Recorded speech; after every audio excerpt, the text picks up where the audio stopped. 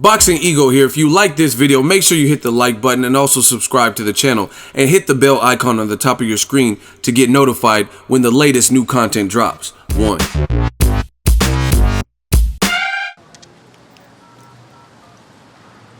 Is the Joshua win over Klitschko? This is something that's debatable to a lot of people. Okay. The Joshua win over Klitschko and Wilder's win over Luis Ortiz, are they comparable, or is it like the Klitschko win is just like way better?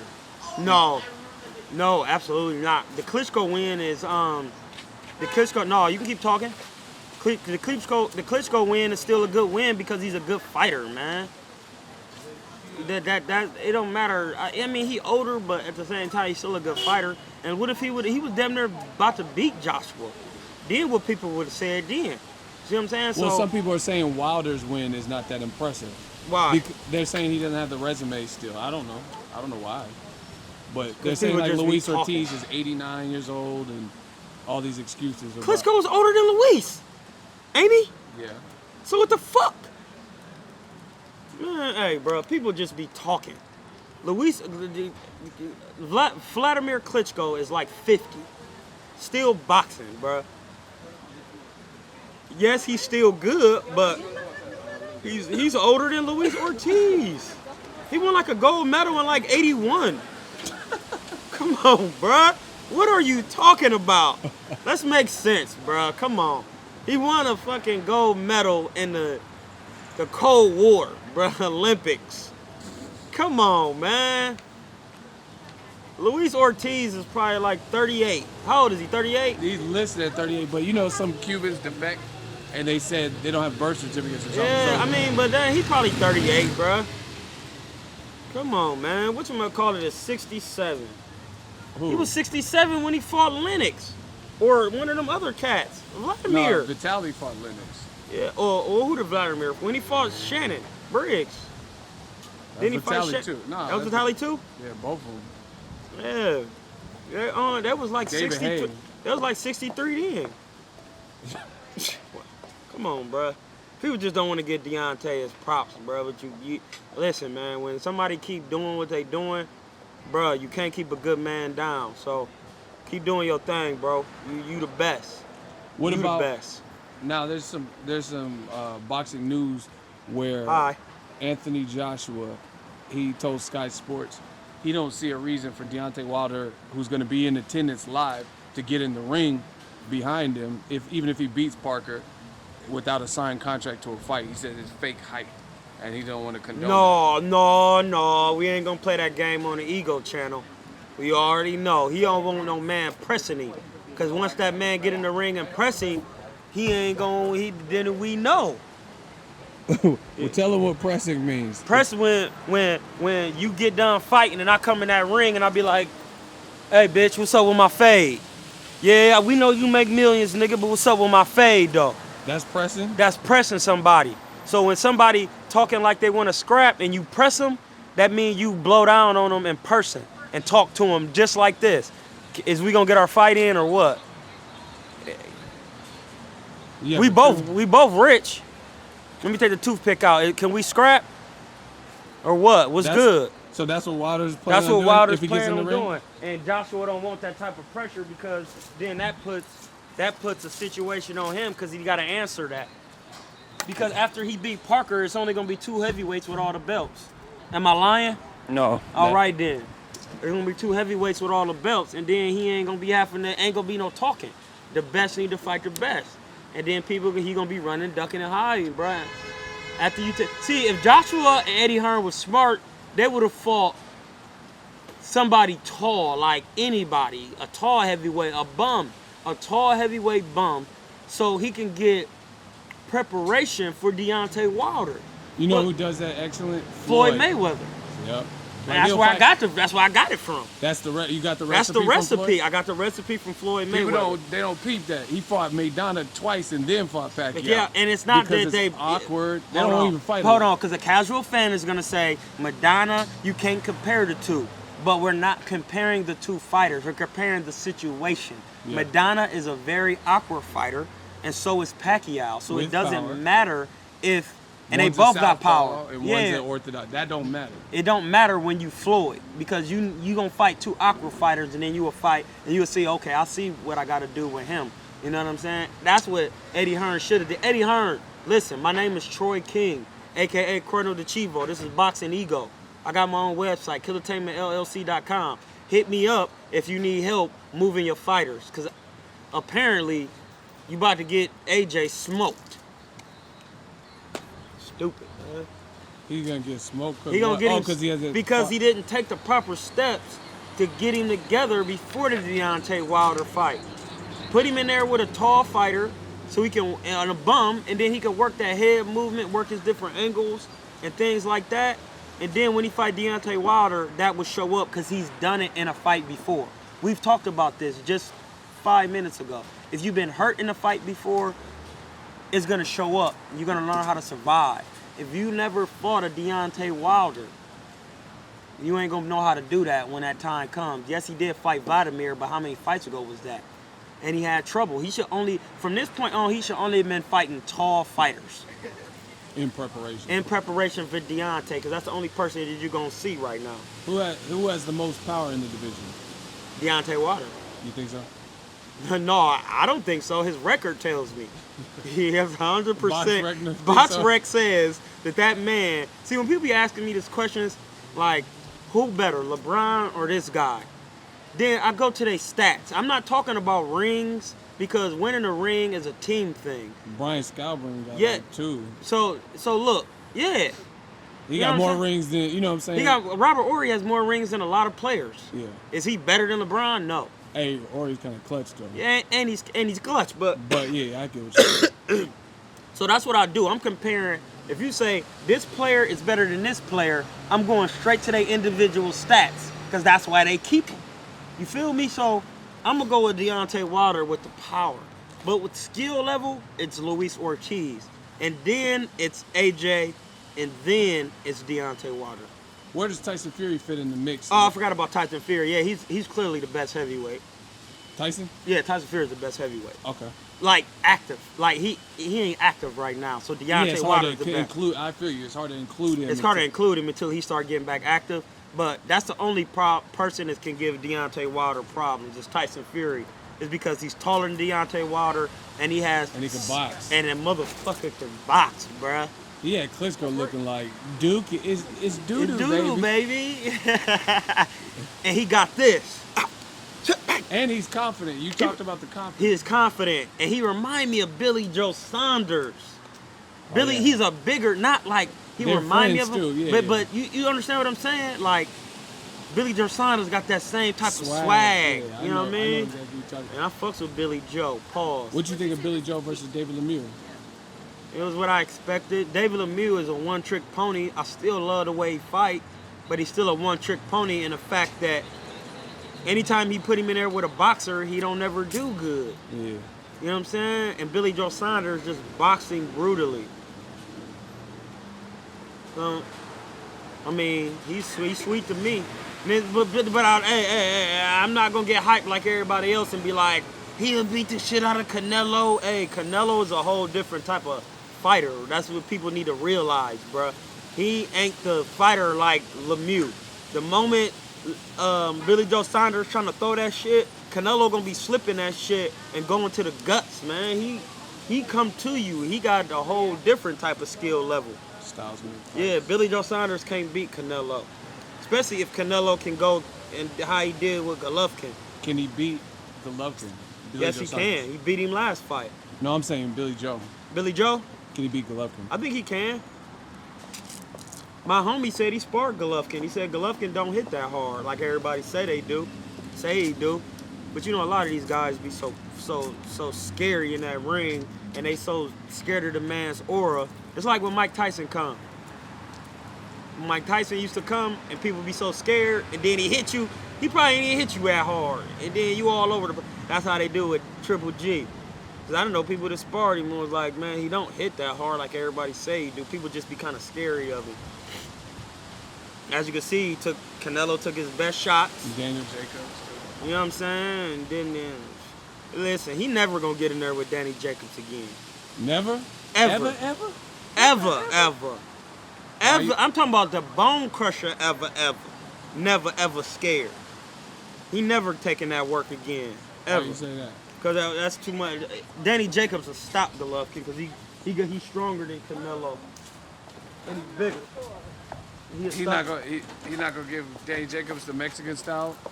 Oh, absolutely rematch? not. Golovkin, all that Mexican shit he be talking, bro, he's not nothing like a Mexican fighter. Mexican fighters, Julio Cesar Chavez Sr. is the best, one of the best fighters and the best Mexican fighter of all time. He didn't care how hard you was hitting, bruh. His game plan was to break your dumb ass down with head movement and pressure and body shots. He didn't care how hard you was hitting. The moment Golovkin, you put him in there, see, I could see it. The casual fan can't see it. Talk to him. We got to do it like a battle rap. Talk to him. I'm about to talk to you real quick. Soon as Golovkin get in there and he feel that he don't want to be countered, he turns into a jabber. That's why in Danny Jacobs and Canelo, he had the most output of jabs. It's not that he wanted to jab. They reduced him to a jabber because he don't want to get countered. He want to stay back. He know he don't have good defense. I could show you so much shit in that fight on a film study that where he, listen, go to my YouTube page. Troy you broke it down? Yeah, I broke a film study down. Tell him the page again. Troy Killertainment King on YouTube, or just go to my killertainmentllc.com to my website, and then you can get to my YouTube from my website. Okay. The Golovkin, when you got somebody on the ropes, you go to their body and you brutalize them. He was so timid. He was hesitant because Canelo was so comfortable in that position. The moment you throw something, it's like putting Floyd in there with Canelo and make Canelo timid because he like. Hey, that's exactly what happened with him. Because he like, oh man, this little motherfucker is so sharp. He hitting me, and it's not even that he hit hard. It's that he keep hitting me, and it makes me uncomfortable. So that's what Golovkin was. He feels uncomfortable because he doesn't have great defense. So when Canelo does have good defense, he using everything to block his shoulders, and that gives people problems. And I watched the Golovkin fight, just a little bit of it yesterday, and I seen it. Golovkin was throwing wild punches and missing and just having so many problems catching him. I even seen that in the Kell Brook fight where you seen Golovkin get kind looking of sloppy. Stupid. No, the Kell Brook he looked stupid. He looked stupider than he did with Cuz. It's because Kell Brook is faster a little. He's faster on his feet. He's faster on his feet than Canelo. So he was hitting, bang, bang. Had Golovkin's head going up, and then Golovkin like, yeah, I got mad. Of course you did, bitch. He was beating your ass. Canelo was whooping. Listen, you can't win a fight not throwing any body punches and not and only throwing jabs. You know what I'm saying? You can't win a fight like that. You just can't. That's why Kovalev had problems with Dre. You can't win a fight if you're not throwing any body shots, bruh. You're not going to slow the man down. Especially when your opponent is. When your opponent is running around like that. And it ain't no running around once you get inside a ring, bruh.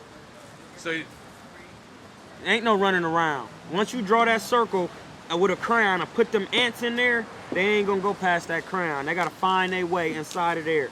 If I put you in a chicken coop and say, listen, if you catch this chicken, you can eat this chicken. And I don't eat meat, so I'm just talking about for the meat eaters. I'm a vegetarian. But if I put you in that chicken coop and say you got 3 minutes to catch this chicken, and you act like you scared because he got claws, and you don't catch him, that's your fault. You starve. Because Abel Sanchez, since you brought up, he said that... It's not my job to stand in front of you, Abel, and get punched in the face. That's why Terry Norris looked crazy. See? See? People don't even know that. He used to be with Terry Norris trying to have him talking about black fighters do this. Well, you fucked up a black fighter. You fucked up Terry Norris. He ain't the same. Because you try to have him fight like a Mexican, and he's not a Mexican. He was a very slick... He was the prototype.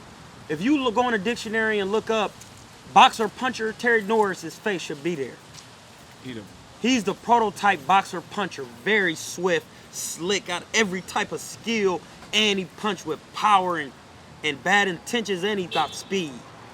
But you fucking with Abel, you did punch drunk. Golovkin is not gonna be the same, bro. He get hit way too much. All right, I'm gonna get to the Abel quote. How you doing, sweetie? Used to go to Boxing for Health. Scared her. Abel Sanchez, I'm gonna paraphrase, but he basically said that Canelo entered the ring as a Mexican and he left out as Floyd Mayweather, and he left out as the best fighter in the world. See, that's the dumb well, that's shit. what he said. But yeah, then right. Abel followed up by saying Canelo disappointed his fans because No, he didn't he give them what. He basically said he did false advertising. No, he and didn't. He talked all this smack, and then he ran. He didn't. I mean, so you don't agree with that? It was something like No, I don't agree with it because he didn't run. we all know what type of fighter Canelo is. He's not a brawler. Like, he's a boxer, puncher. Why do you think that he's a brawler? He's trying to win. Like, he's not so trying it's not to up to Canelo to make it your fight, like brawl. No, what the fuck? No, hell, that's not boxing. It's hit, not get hit. Because we were talking about the Edeslandi Lara before we started rolling. Edeslandi Lara versus Angulo. And that was a good fight. But what did you say about that? Like the separation? Because you can't keep getting hit like that. Angulo was taking too much punishment going forward. And you just can't be getting hit like that. And you eventually gonna break down, bro. You gonna break down. Angulo's eye broke down. He was winning, but you gonna break down because your body not made to take those type of punches over and over. I didn't mean to startle you, sweetie. I used to be trained at boxing for health. Yeah. It's all good. It was good seeing you. Yeah. But yeah, man. Bro, you can't be taking punches like that. You can't. That's why Mildred Taylor is the way he is. You know what I'm saying? And I heard some bad news. I heard Mildred, someone said he works at like a grocery store in Philly. Bruh, he can barely function because he took too much punishment. And see, all these boxers talking this, show your heart and do all that. Y'all not the ones going to take care of Mildred, bruh. And Gerald McClellan. And Terry Norris. Y'all and niggas Pritchard is... Cologne, and Pritchard Cologne. Y'all niggas... Magomed Abdusalamov. The boxers that have died. Y'all What's not... the one? Nick Blackwell that got hurt by Chris Eubank. Bruh, y'all not going taking care of none of these people. So when these boxers get in there, man, shut the fuck up and let them do what they do. And just be a fan and watch. Because I guarantee you get in there with me, my man, you get in there with me, you going to be running just like you running in with Golovkin. How y'all doing? I heard you earlier. Yeah, like, come on, man, it's boxing. It's hit, not get hit. Yeah, y'all, if y'all don't know, this is Coffee. He's a legend out here in the back. He just happened to be in the area. How y'all doing? Yeah, but Great man. fighter you guys interviewing right here. What's this for? This he got his own platform on YouTube. His name is Boxingego. But So we just do videos. Hey, we're friends. I think Instagram or something like that. Oh yeah. Fight Club. Yeah. Yeah. Okay. So we just be doing interviews and just talking boxing. I heard you talk about COVID and all that. And Dre, people don't know that shit for real, man. It's about getting there, executing a strategic game plan on the highest level. Because these elite fighters, at this point, it's not about who the strongest, who the best. It's about who execute the best, who got the best defense, and ring IQ. You know what I'm saying? To add something to that, a lot of people knew that on the first COVID fight, Dre was fighting with a bad knee. Yeah, people don't know So that. he had to adjust the movement for that. He had to. That's why the second fight was. We out in Oakland. Hey man, don't leave me hanging. That's my bad. We out in Oakland dropping gems. Never. People don't know that. The first fight had a bad knee. And so the whole training program had to be altered. It had to be altered. And then you see what happened when he came back healthy. Okay then. Like that, because it's your interview. Do your thing, my Do your friend. hey, bro. Appreciate you. All right. Love you, black man. This is that real town. Real town, bro. You never Town know who dropping you see. gems. But yeah, man, I ain't into all that, like, what these fans be talking about and showing bravado. I'm trying to win, bro, and take care of my family. I done lived so many lives, and a lot of these boxers have too, so that when they get into this boxing, they trying to win and take care of their family, bro. They not trying to go in there and prove nothing to nobody. Because none of these fans is trying to pay none of their bills. You feel me? Like, so chill. That's why I be flipping out on the fans like that, because y'all be talking crazy. And y'all don't know the lifestyle of a boxer. It's not nothing to play with. Not by far. Nothing to play with. So Canelo should go in there in the Golovkin rematch. And do what he do best. Move your damn head. The thing with Canelo, he need to use his check hook more, and he need to use his jab. I think he could have went to the body more. He could have, but you gotta think, if his punch numbers was damn near like Golovkin's, if he would have used his jab and his check hook more, how many, and you see because how he was moving around in the ring, see the difference between Canelo and Floyd, when Floyd spin out, he check hook when he spin out, every time. So I think if I check hook every time I spin out, that's numbers. So that's 1 check hook, I spin out, that's 2 check hooks. I'm gonna spin out, you keep coming, that's 3 check hooks, 2 jabs, 4 check hooks, 5 jabs, then I'm gonna jab you downstairs. Are you in your bag today? Bro, I've been studying this shit on a level that these niggas. Listen, bro, I study boxing on a level that people don't realize. That's why I'm good. I came to your crib and you was watching Shannon Briggs versus somebody. It was like a low-level fight, and you was just picking apart what Briggs was doing right. Like, study. Bruh, because I pick apart every world champion. So it could be a part of my DNA. All y'all fans, study the tapes. Study the tapes, Study bro. the greats. You listen, you can't expect to get good in boxing if you ain't studying who came before you. You fucking clown niggas. You can't.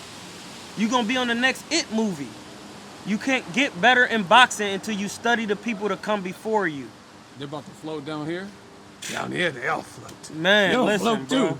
I study heavyweights. I study little things that people don't even realize. How he hold his hand open to block a hook. How he put his hand out. How George Foreman be having his hands out like this, blocking shots. How he uses cross defense. How Joe Frazier cross defense. How when you in the pocket and you shoulder to shoulder with a man and he trying to hit you with the rear uppercut, how you cross block this way and that uppercut will hit you. Niggas don't know about shit like that. They one trick. These young fighters nowadays is one trick ponies. That's why I be like, I'll beat these niggas, man. I'm telling you, they one trick ponies. I will destroy these dudes, bro. I will literally break them down. And we don't have to like fight. I can show them in sparring. And then we can get you better. That's why Caleb Truax is good. Cause my man is my homie, he in camp and he gets grade A. He got a grade A coach. Tell the fans his name. No, I ain't gonna do it because he in camp, so I don't want to spill it. Oh, okay. Yeah, but he getting grade A work, bruh, and he gonna get better. He gonna beat these one trick ponies. He looking kind of big too lately. Bruh, that motherfucker be hitting hard too, cause my man Paul said he hit hard, and when my homie say somebody hit hard, they really be hitting hard. So you could expect Caleb Truax to be whooping people. Surprisingly, but it's not a surprise to me because my homie be on the same thing I'm on. We watch tape. And speaking of him, he's rematching James DeGale, Caleb Truax. He's a champion now. And you just said this fight game ain't nothing to play with. He got stopped by Daniel Jacobs. He got stopped by Daniel Anthony Jacobs. Durrell. He got stopped by Jacobs at 160, moved up to 168, and just beat a gold medalist in an upset fashion. The thing is, I don't want to talk bad about nobody, but so I'm gonna just give you a scenario. Caleb Truax's coach used to box in the old days, okay. So he got all that old school shit that when boxers was chewing bark and doing all that type of crazy.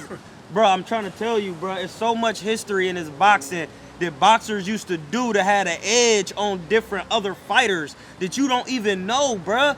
And getting up at 4 in the morning is just not to get the edge. It's something to do to your body, and people don't even know. But it do give you an edge. Because when you thinking like, this motherfucker sleep, I'm working. You know what I'm saying? But his trainer is one of them type of trainers. And then who he's sparring, his trainer has no shame into telling his fighter and asking a sparring partner, hey, man, what you doing against my fighter that's so effective? Because you whooping his ass with that, and we need to get that together because we about to fight. And then they, you know what I'm saying? It's things like that other coaches should take heed to and do so that their fighter can get better, because it's supposed to be all about the fighter. It ain't about you.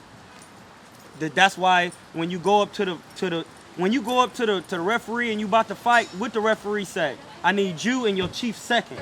Your coach is not the chief. You the chief. I'm the boss in there. Your coach is there to see the outside, well, what you can't see, and then y'all come together, like, you know what I'm saying? And if he over you, then you listen because he's experienced.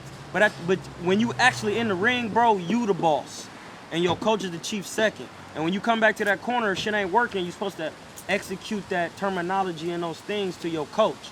Coach, I know what you told me to do, but that shit ain't working because I think he kind of see that shit. And then you and your coach get together and he say, but every coach, if coach ain't boxed before, he ain't gonna have that juice for you. But believe he gonna give you that motivation instead of that juice. So that's the difference between having a coach who used to box and being humble and doing what you're supposed to do, and then having a coach who didn't box and then not being humble. Your fighter's gonna lose every time. Caleb Truax, bruh, is from Minnesota. Like you said, he got stopped last fight, and then he came back and beat a gold medalist and won the IBF belt. And he had him hurt too. They probably gonna name a street after that man, bruh, in his city. We're in Twin City. Okay. Yeah, like, come on, bro. Shout out to Twin City. Shout out to Caleb. Man, you doing your thing, bro. I'm proud of you, man. Keep doing it. See, that's what I love about boxing, that underdog story when people get that yeah, back, like, and the thing is, what these fans don't understand is that it's 1,000 motherfuckers better than the niggas y'all see on TV. I'm one of them. My homie one of them. I see these niggas every day, bruh. And even in Ohio, I see them every day. And y'all don't see them like I see them. These niggas who at this top level, bruh, the cards was played right. That's all. And they got there. But if I had a promoter, I'd be a champion so easy, because the promoter gonna put the right opponent in front of me. And I'm gonna stop him every time. Every fucking time. And then by the time I get up to the next good nigga, my skill set is gonna be having rolls, and then I'm gonna beat him. See, that's what people don't know how boxing go. They just think these motherfuckers fighting who they want to fight. No, they put the promoter do his thing and then make you look good.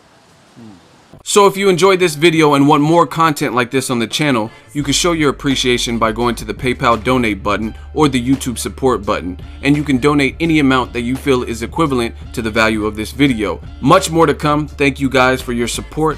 Boxingego, the future of boxing.